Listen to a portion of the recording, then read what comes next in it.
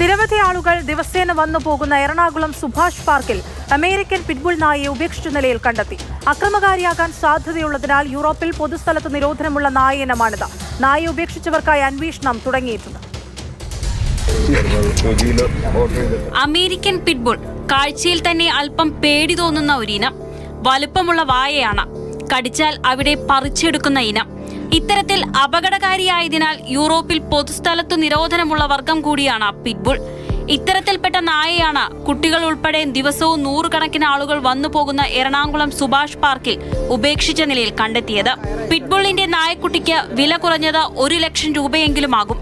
കേന്ദ്ര സർക്കാർ ഇന്ത്യയിലേക്ക് പിറ്റ്ബുളിനെ ഇറക്കുമതി ചെയ്യുന്നത് നിരോധിച്ചെങ്കിലും ചില നായസ്നേഹികൾ അതിനെതിരെ സുപ്രീം കോടതിയെ സമീപിച്ച് ഇളവ് നേടിയിരുന്നു.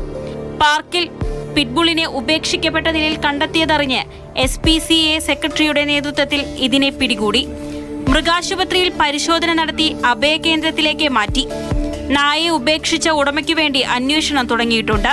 നായയെ ഉപേക്ഷിച്ചവർക്കെതിരെ പൊതുജനത്തിന്റെ ജീവന് അപകടകരമാം വിധം പ്രവർത്തിച്ചു, മൃഗത്തോടുള്ള ക്രൂരത തുടങ്ങിയ വകുപ്പുകൾ പ്രകാരം കേസെടുക്കും. മാതൃഭൂമി ന്യൂസ്, കൊച്ചി.